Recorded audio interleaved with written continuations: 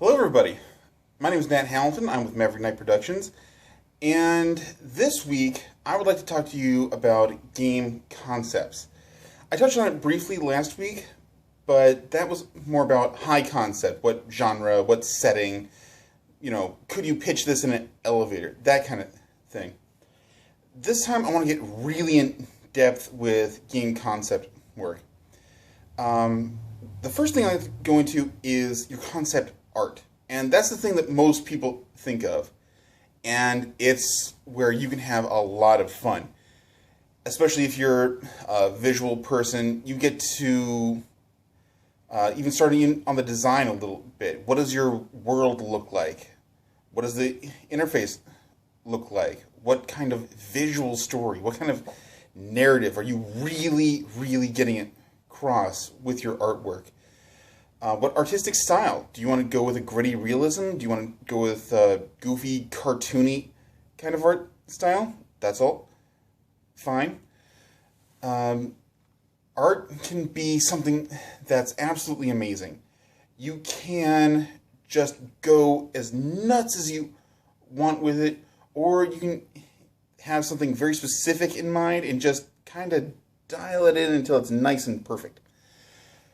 Either of those are cool, but your concept art can be anything from, how do I want a desk laid out just as a prop in the world? Do I want the furniture to be made of wood or metal? Are the buildings contemporary? Are they extremely modern? Are they from the Middle Ages? We don't know. That's where your concept art comes in. It really has to sell the narrative and speak visually. It can be kind of tough sometimes, but it can also be extremely rewarding. Other forms of concept art are other styles of concept art can be anything from digital painting in Facebook to graphite and paper. And I'd like to show you some of mine. Don't have too much. Okay. Oh, that's only what my son did. And yeah, here we go. All right. Oh, here we go. Sorry about that. Anyway, this is some stuff that I was doing for American Legend. Thinking about what would the front cover look like. What could be cool. Okay, let's see if we can get a little better look at that. Yeah, see, that's something that I really liked. Putting a ancient looking treasure map on the front, rips, these weird ink symbols, burned edges. That could be fun. Other things, is it all about the narrative and the story that we're telling? Keep going. Character classes, because, wanted poster. Who doesn't want one of these? Skills, picking locks, that kind of thing. Also in my card games, with them, what I tended to do was build all my cards in spreadsheets and then print those out and draw directly on the printed out cards. That actually worked out really well. It allowed me to pick my format, and I can just sketch out something with a pencil really fast. That was basically my art style. It didn't have to have a lot of depth. It just had to convey very quickly what is going on here. All right. Now, next thing in concept is writing. Now, your writing is not the high concept, okay? It's not a script like you would write for a movie. It's a little different. Script writing can come into game design, but that happens later, all right? You have to understand that when you're making a game, mechanics trump the story. As much as I love a good story, I really love a good story, the mechanics have to come first, right? Because otherwise you may as well have just made a show. nothing wrong with that, of course, but it's different than making a game. In the concept phase, writing is mostly technical writing. You know, details that will go into it. Are there street signs? Business signs? What are the factions going on, if there are any? What are your characters? What are characters like? You know, are they all stark raving mad like in Borderlands? Does everyone speak with an American accent, even though they're supposed to be in ancient Europe, like in Two Worlds, which was bad, by the way? And other things, like, again, going back to Borderlands, looking at different manufacturers for the different weapons. It was an interesting touch, and it brought life to the world, fleshed it out. But that's all technical writing rather than creative. Next is characters. And characters are something that's you should do a little bit in the concept phase. You know, especially if your game is the story of a single character, or following that character through all of these adventures, then this should be the most important and exciting and interesting part of that character's life. Because if it isn't, well, why aren't we seeing that? You know? Now, your characters should be different from each other, but they shouldn't be extraordinarily long, fleshed out with dialogue. That comes later. Setting things up in the concept phase, characters should be painted with a broad brush. Again, as much as that I hate doing that because I love working on characters, it really needs to be broad. You know, what is a two-sentence backstory and what is their goal? That's basically it. Now, next is the world. And this comes into mostly with concept art. That's a big part of it.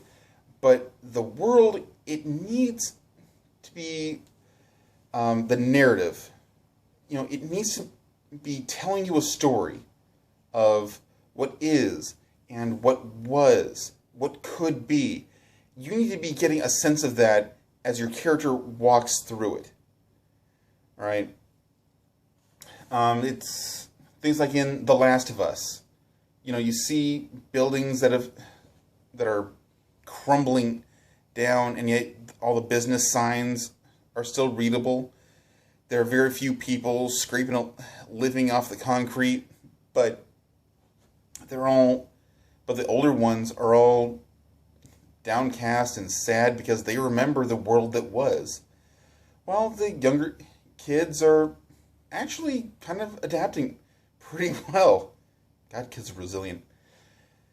Your setting is another big thing. My game, American Legend, for example, is taking place in the Old West. And a big part of that time period is it is post-Civil War, and it's also on the tail end of the Indian Wars.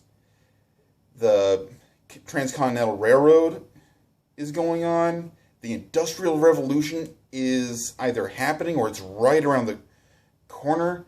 Fascinating time. But that world needs to reflect that period of history, even though I'm taking liberties and you're able to cast spells sometimes. That's the kind of thing, like, I want history to come alive and then I want to mess with it. Because apparently if I had a time machine, I'd go stark raving mad and erase all of history and create paradoxes, and, you know, it would go bad. But that's why I make games instead of time machines. Now, next, the last thing that your concept needs to do, but it's very important, is you need to figure out what emotional connection you're going to make with this game. Well, sorry, what connection your audience is going to make with this game. The emotional connection is extremely important? Is it going to be smiles and then frustration like Tetris? Because those are the only two things that I ever did when playing Tetris. I either smiled because I made a really good move, or I tossed away my Game Boy because I stacked everything all the way to ceiling, and doesn't that date me? But there are other things, and this has a lot to do with writing, but, are your characters going to be in serious jeopardy? Is it going to be you died, start over, or is there going to be permanent character death? Your actions or lack of action had serious consequences. Working on an emotional level can be really difficult, but if you do it right, it can pay off so incredibly well. My personal favorite emotional moment was actually playing the very end of Mass Effect 3. Now, if you haven't played it and you still want to know what all the fuss is about, without spoilers, move on towards the end. Okay? Spoiler warning. Big spoiler warning, just so you know. Okay. Near the end of Mass Effect 3, not the very, very, very end, but after you and all your guys make that last big push, and you go up the space bridge or whatever that was, and you're on the Citadel, you find the master control room, and there's Admiral Anderson on his knees with the Illusive Man pointing a gun in his head. Well, I said, whoa, that's bad, when I first saw it. And the Illusive Man tells me, put the gun down or he'll shoot, and I'm trying to play a good guy. So I don't take the right trigger evil interrupt. Because that's what I've been playing for so long. And the Illusive Man shoots him. That gun going off, I felt this jolt go through me. I could not press that evil interrupt button fast enough. I put a round right through his head. And I realized I wasn't going to get the achievement for 100% Paragon, so I went back and reloaded. And it's kind of a mess. But yeah, that was a wonderfully crafted moment, because I had bonded with that character so much that his death sent me into a rage, and I wanted to avenge him then. And that's exactly what I tried to do. Now, not every game can do that. Not every game is supposed to do that. Going back to games like Tetris or Pac-Man, really it's only the thrill of victory and the agony of defeat. It's either fun or, I lost. That's the emotional connection. All right, it's not the intricate, compelling story of Brothers in Arms. All right, but you need to figure out what kind of connection you want to make with your audience. Quickly in the concept phase, build up a system that helps you express that. Right? Narrative and exposition, those are wonderful things, but they need to be woven into the gameplay. Right? It can't just be gameplay talking. That doesn't work. It really doesn't. That's everything I wanted to cover. Please tune in next week, and I'll talk about design, one of my all-time favorite parts. And we'll go into a lot of depth with that. Please like and subscribe to my channel. Links to my Facebook and Twitter down below. Thank you so much for watching. You have a good rest of the week.